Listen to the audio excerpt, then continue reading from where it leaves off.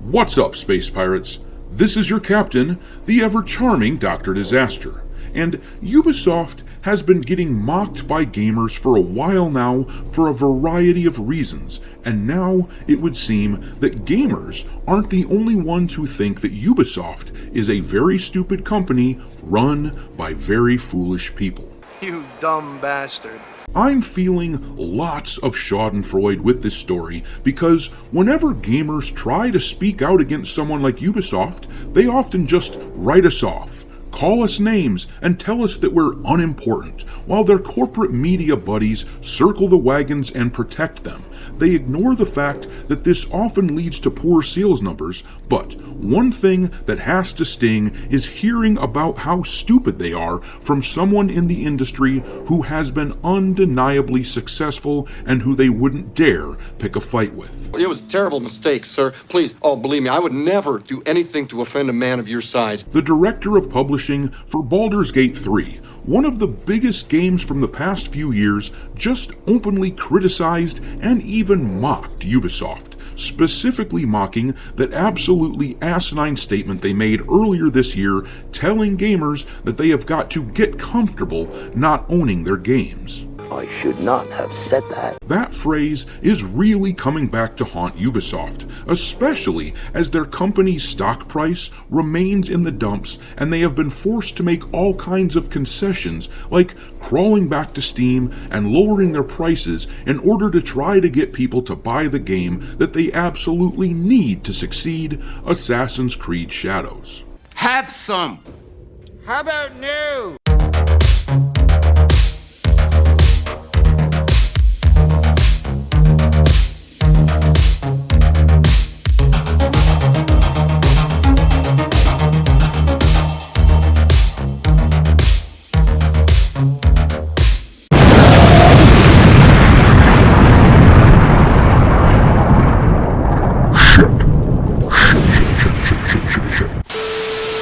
Alright, me hearties, make sure you like this video and subscribe to the channel if you haven't already, and also, don't forget to follow me on Twitter, where I keep a list of games lousy with woke crap pinned to the account at all times for your reference. My handle over on that platform is Dr. Disaster 1. But anyways, Ubisoft, as we've discussed often in this space, was really looking forward to what they thought was going to be a banner year for the company. They have operated at a loss for the entirety of the decade thus far, but it was all supposed to be leading up to this year. It was all supposed to culminate in 2024 when they had Skull and Bones, Star Wars Outlaws, Prince of Persia: The Lost Crown, and Assassin's Creed Shadows all slated to release. Unfortunately for them, it didn't work out like they wanted. They got their butts kicked with the first three of those games, Skull and Bones, Prince of Persia, Star Wars Outlaws, all sold very poorly compared to what they were projected to sell at, and Assassin's Creed Shadows has now been pushed back to February, ostensibly to make sure that it ends up not being a flop, so they can give themselves time to fix it up and to wait out the negative attention that the company has been getting. Well, sadly for Ubisoft, it seems that the negativity is not finished manifesting itself yet. This article here from the excellent website That Park Place, link in the description, breaks it all down for us. The article reads, Michael Dowse, the director of publishing for Baldur's Gate 3 and its developer, Larian Studios, blasted Ubisoft in the wake of a number of blunders, including the Prince of Persia: The Last Crown, which is rumored to have seen its developer team disbanded after not meeting sales expectations. Skipping down a bit in the article, they talk about all the details of the Prince of Persia team being disbanded, but we're skipping past that to where it says here, in reaction to coverage of the team allegedly being disbanded by PC Gamer, Dowse shared his opinion on X. The last notable game on Ubisoft's platform was arguably Far Cry 6 in 2021. The Crew, Mirage, and Avatar came in 2023 and did not perform, so you can assume subscriptions were at a lull when Prince of Persia released by 2024, which means people wouldn't be launching their store all too much.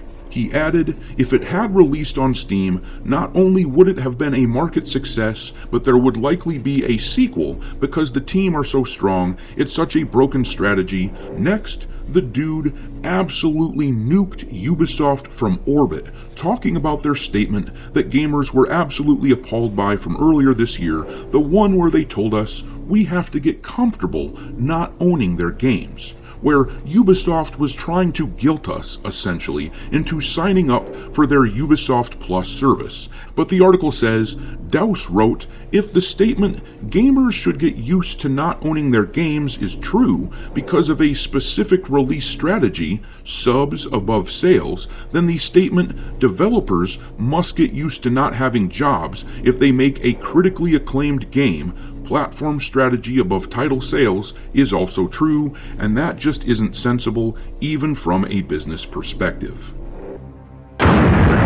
Now, as a longtime collector of video games, this is music to my ears. It's very rare that I ever buy a digital copy of a game. I do use Steam, but often when I play something on there, it's because it's a multiplayer game and there are people that I want to play with who are only interested in playing on that platform. And it's often that when I do buy something on Steam, that it's the second copy of the game because I am such an advocate for physical media. I often buy it physically first and then buy it on Steam to supplement what I wanted to do with the game. The thing is, I like the fact that if I possess a physical copy, then I know that it's mine. These days, most physical games don't seem to hold value like they used to because of the way the market is moving. People are so focused on buying digitally, but I am one of the holdouts. I guess I'm just a Luddite in that way. But anyhow, this Baldur's Gate 3 publishing director is saying a lot that resonates with me here, especially as someone who really dislikes Ubisoft. The only thing that I really disagree with this guy about is that I don't think that Prince of Persia would have been a success had it released on Steam. I mean, it did get released there, and it only managed a peak concurrent player count of not quite 1,500 players.